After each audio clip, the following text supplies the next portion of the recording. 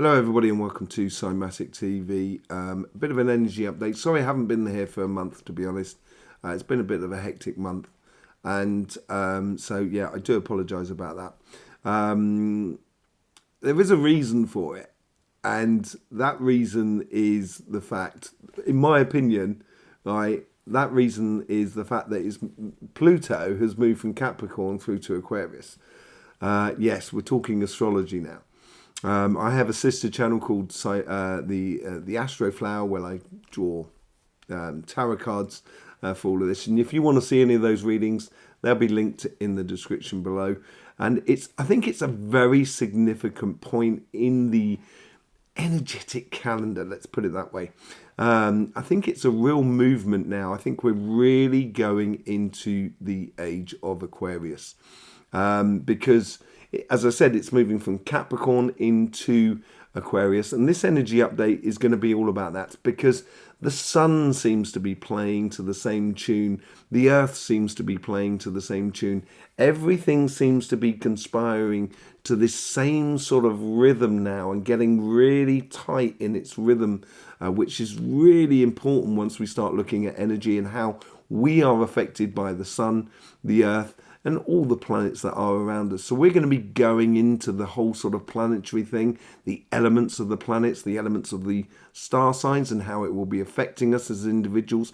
But obviously we will also be looking at the sun and seeing the filament eruption that's come off recently. We'll also be looking at the earthquakes and seeing how they're also playing into the same sort of song, singing to the same song, with the earthquakes on the earth, according to the earth chakras. I will be doing a on-site dowsing of the ley lines down at Lourdes in the Pyrenees tomorrow, and we will be getting a message from the earth tomorrow. It'll be coming out some point in the evening after this energy update, when I get a message from the earth, and we'll also be seeing what the ley lines are feeling, and see if we can get a notion of that energy as it comes through the magnetic field of the earth. So without further ado, let's just get into what's going on the sun. Don't believe, just know. Cymatic TV, turning vibration into reality. So here we have the sun here. You can see the last few days on the sun. And if you look down to the bottom left-hand side, there was that eruption up to the top left. But down at the bottom left-hand side, we are going to be having mainly a filament eruption, but it is accompanied by a sort of vague sort of solar flare as well. And you can see that dark cloud that leaves the sun in our direction, because we're looking directly down the barrel of the gun here, as it comes away from that southern point. Another thing to note here is about the cycles of life, the cycles of the solar cycles. So we're coming out of solar maximum, and I think we're going to come out of it a lot quicker than most people think. I think we're going to be out of it by the end of this year. By the end of 2024, I think it will drop down, and it will re-pick up in September, October. The reason I say this is because the sunspots are starting to get very much, starting to get closer and closer to the equator. And when they do, that's the sign of, that's one of the signs of sort of saying that we're moving into a quieter period of the sun, or a solar maximum in regards to coronal holes, because they will start appearing a lot more. But in the meantime, and this is where the important thing is, we get this filament energy, which will be much more abundant, I feel, over the next 18 months. And this filament energy is all about water, and we will go into that with the planets as well. As you can well see here on the sun, this is a closer view here, and you can see there's also filaments that haven't quite erupted at the bottom of on the bottom of that sunspot, where most of the flare comes from and most of the plasma is released, with that little arcing sort of filament that is just above it as it gets released out, and we can see that black cloud.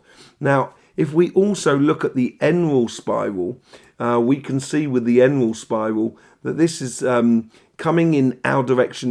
It's kicked off in two places at the same time, but there is one major part of it which is coming in our direction, which sort of split between the two. It almost gives us a easy ride or easy passage as we go through, and it will be with us from the 22nd of January through to from 11 in the morning going through to approximately around about sort of 10 o'clock, 8 o'clock at night. So eyes open and see if there's anything more that we can see with the Aurora Borealis, because that's been very prevalent this year. We've had huge amounts of sort of northern lights or Aurora Borealises that have come, the auroras that have come down to the southern, much more closer to the southern parts of the UK and southern parts of America as well. And that's all to do with pole shift. But at the moment, this is all to do with the timing and Venus. Now, as I explained earlier on, it's gone from Capricorn into, did I say Venus, Capricorn and Aquarius. That's what I meant to say earlier on, Aquarius. Now, the thing is with Capricorn, as you can well see here, this is my astrological flower for Capricorn. And what you can notice about Capricorn is at the top you have earth and at the bottom you have water. This is, if you look at the sign of Capricorn, it's half goat, half fish. And it gives this sort of like fertile energy that is all about sort of production and doing things, planting seeds for the future and planting them correctly and seeing how things work. But this water element actually flows through into Aquarius. So Aquarius is an air sign, but at the same time, it is the water bearer. It's the person who's giving water. It is the John the Baptist of the signs. And this water element is the undercurrent that's going through at the base of Capricorn and at the base of Aquarius until it becomes fully into Pisces after that. But as it's going, we're talking about Pluto here going between one sign and another. Now, it has been in Capricorn for 16 years. And the first time it came into Capricorn was in 2008 in this last episode. And it won't be back for another 250 years. So it takes a long time to go around all the planets. And when it came in 2008, obviously we had the banking crisis. And this is what Capricorn's been doing for the last 16 years. It's been really breaking things down like a good compost and getting the essences out of what we're doing and how we're doing things and looking for the truth or looking for the true mechanics of what we should be doing. So after the banking crisis, we should have sorted out the finances. We haven't quite done that. And I think that's what will come back to bite us in the backside in September, October, November, when Pluto goes back into Capricorn for just over a month for the last time before it totally goes into Aquarius. Now, this water element that's going down the bottom ties into that filament energy that comes in at the same time, because it actually Pluto goes from Capricorn to Aquarius on the 21st, which was this day here. And this is where it plays it all in together. And this is where the timing is coming in together. And the Earth will be receiving that water vibration into the Earth at that same given point.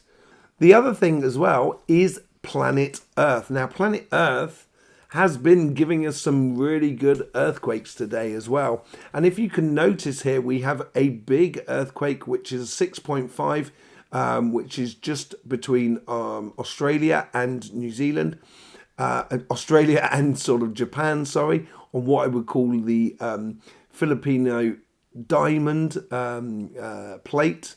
And so it's hovering between, it's hovering towards the throat and the third eye chakra of the energy of the earth. And that brings in that sort of water element as well through the throat. And it's sort of backing it up. And the other thing it's got where we had a big earthquake was in South America. Now that's right on the root chakra. And that's all to do with the earth really, which is to do with Capricorn. So this is like almost is like the Earth is sort of saying goodbye to Capricorn with its connection to Pluto, and everything seems to be playing into that sort of vibration, as it were. So with this filament energy that's coming through, and I think we're going to have another filament eruption in the next few days. Keep an eye on that, sun. It's going to bring this sort of water energy, as I said, to the Earth, and it may bring a lot of almost, well, it can bring two camps here as far as I can tell. There's one camp that's going to be highly emotionally strung, therefore can be a little bit erratic, peaks and troughs of your emotions, and other people may get the other end of this, where a lot of people, and I've been noticing this in my healing as well, a lot of people have been experiencing a bit of fed upness, tiredness with the way in which we do things, the emotional constant strain and oppression that we're all sort of seem to be under by the outside world with their instantaneous videos, what we're doing here, and instantaneous information, what we do.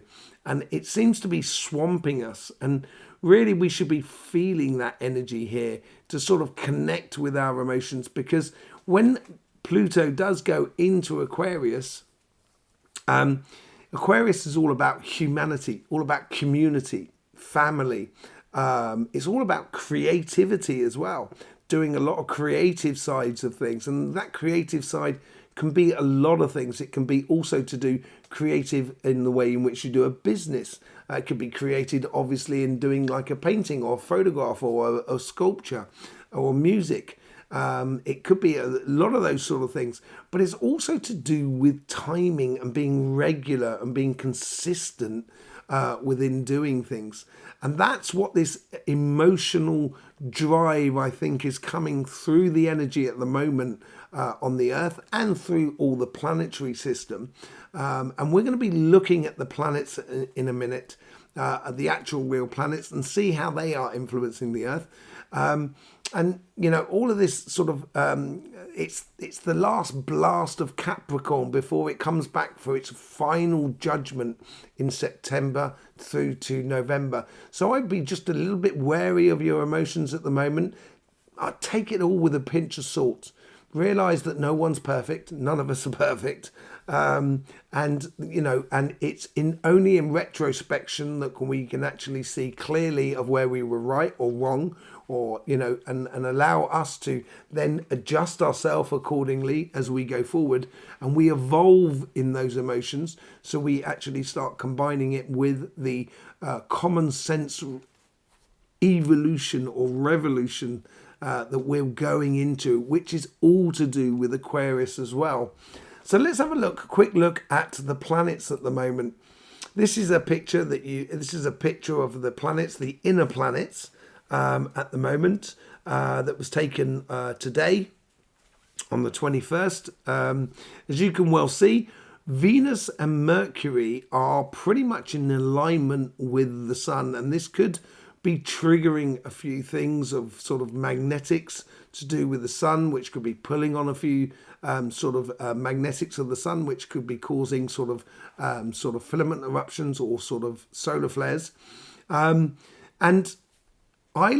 this is how I look at planets differently, and I go into this a little bit in the Astro Flower as well, because as you can well see, the Earth is in the trailing comet tails of Venus and Mercury at the moment. Mars is dying off on its effect on the Earth because it's going on the other side of the Sun. So as we follow it behind, it's as if Venus and Mercury are constantly giving us messages, giving us information, and I look at planets, their elements, in a different way. Now, Mercury is supposed to be the communicator. Therefore, I look at it as air energy. Venus is all to do with love and emotions. Therefore, I look at it as water energy. The Earth, obviously, I look as earth energy. And Mars, I look as fire energy. And that's the four elements that we find in astrology as well. So we're actually under the influence of the water and the air. Now that's exactly what we find in Aquarius. And we're getting this reinforcement of this message. And the message seems to be a lot about the undercurrents of the emotions of Aquarius, because the sun has given us that water element with that filament eruption at the same time. And the earth has also given us the earthquakes, which has that earthquake, that 6.5, which is near the throat chakra of the earth. But also it's a little bit of a sort of like a tip of the hat to the earth energy of Capricorn through what was happening in South America by the root chakra. And as the planets go round the sun to the other side, then the earth, we can convey messages to those planets. And when we get eruptions, or when we get the arms of the solar flare, which you can see here, I'll show you on the end-wall spiral, you can see these arms that come round, and they are bringing also the messages or the answers to our questions according to those planets, according to Venus, Mercury. So Mercury is the communicator, Venus is to do with sort of love and emotions, and then Mars is to do with sort of fire and sort of war and sort of determination and business and that sort of thing. And so we're going to be coming into a point in the next sort of, I would say, in the next sort of like 2-3 weeks, 3 or 4 weeks, where things will really start sort of aligning with Mars, Venus, Mercury and Venus and Mars being on the other side of the sun. And we'll gradually start getting into where we can ask or get answers to our questions from the information that's coming through.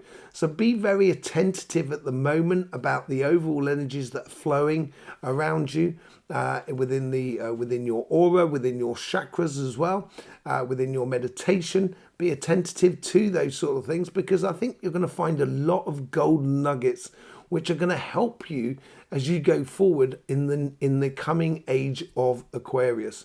I will be doing a chakra and chakra sequencing and an earth message from Lourdes in the Pyrenees, and it's going to be on Sunday. I'm going to be down there with my dog. We're going to be dowsing the ley lines and doing a report on the energy of Lourdes as well. So if you want to see that, obviously you're going to need to be subscribed to this channel, and I do thank you for all your support you give to this channel. I know it's very erratic at the moment, or it has been. It will become a lot more constant as we go forward in time. Yes, and I really do appreciate your support. Share this video far and wide so everybody can get on the same page and we can all evolve together, and it will be absolutely fantastic.